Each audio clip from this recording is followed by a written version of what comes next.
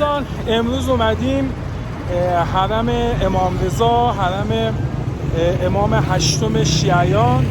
دور حرم، دور بست و بازار دور و برش میخوام بهتون نشون بدم. امیدوارم که خوشتون. خب این مسیری که ما ادامه میدیم خیابون امام رضایه که منتهی میشه به میدان بیت المقدس که توی مشهد مشهور به میدان آب یا فلکه آب.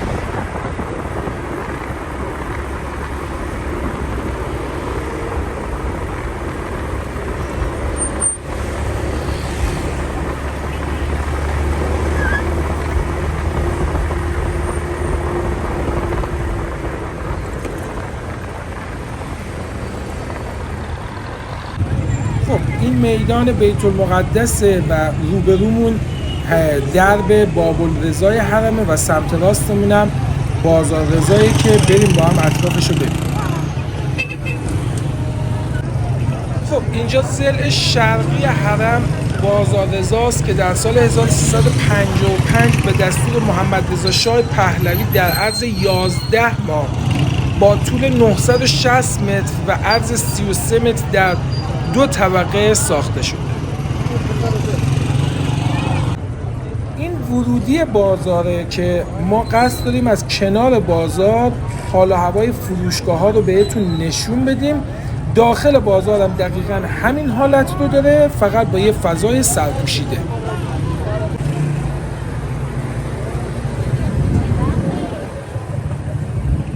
خب ما کنار بازار راهمون رو ادامه دادیم از سمت میدان بیت المقدس تا سمت 17 شهریور که بازار رضا ادامه داره. دقیقاً در تمام مسیر فروشگاه با این حال و هوا و این رونق مشتری همیشه در 4 فصل سال به کار خودشون ادامه میدن. یه فضای بسیار خوب برای کاسب‌ها و مغازه‌دارانه.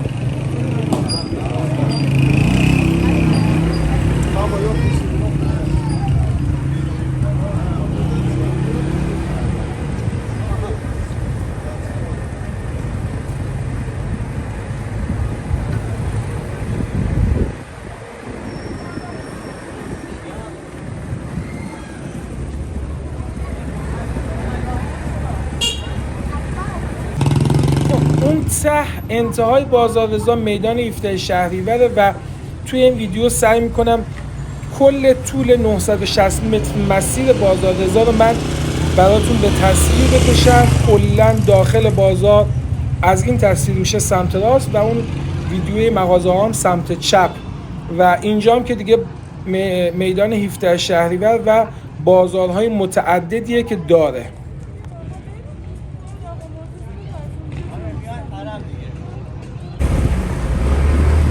کل حرم امام رضا که یک مساحت بسیار بزرگی داره زیرش خالیه و با ماشین میشه رفت و از هر خروجی که خواسته باشیم باز میتونیم خارج بشیم. ما از سمت میدان شهدا میریم زیر حرم رو بهتون نشون بدم و از خروجی میدان بیت المقدس یا همون فلکه آب میایم بیرون و میریم سمت راست، سمت باب الجواد که یک ورودی بسیار قشنگ و زیبا و پر ازدحام.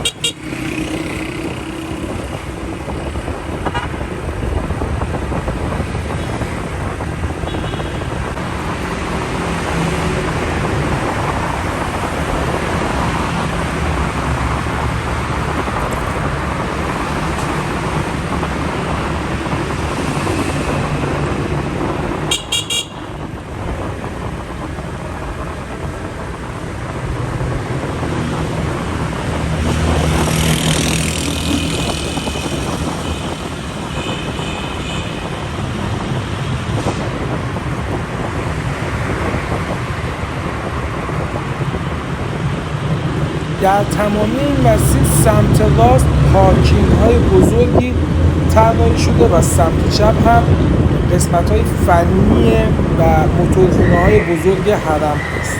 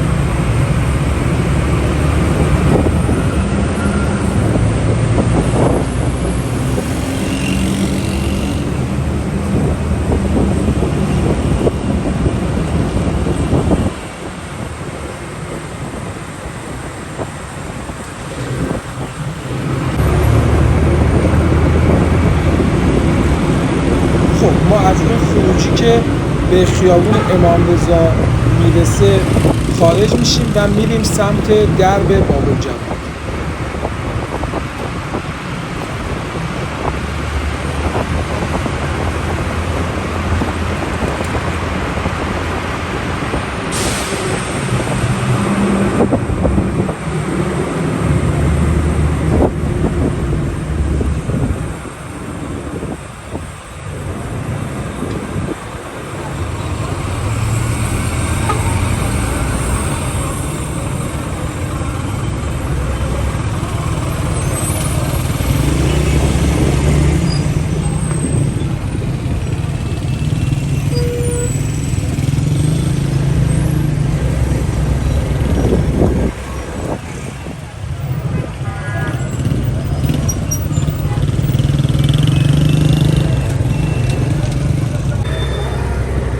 اینجا ورودی باب‌الجواده که هم مورد استقبال خیلی زیادی از افراد قرار میگیره به علت نزدیکی به خود داخل حرم و هم امکانات رفاهی بالاتری که نسبت به بقیه درب‌ها داره همیشه مورد استقبال قرار گرفته.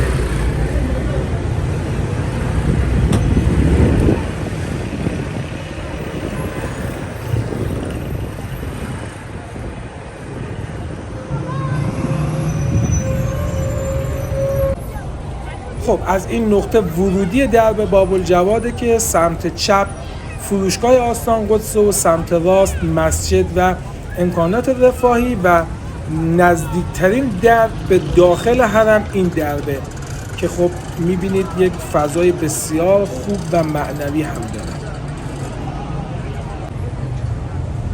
خب اینم بازار اطراف درب باب‌الجواده که میبینید رونق خوبی داره و مورد استقبال زیادی قرار میگیره. از اینکه ما رو همراهی کردید ازتون ممنونم و منتظر سفرهای کوتاه بعدی ما باشید.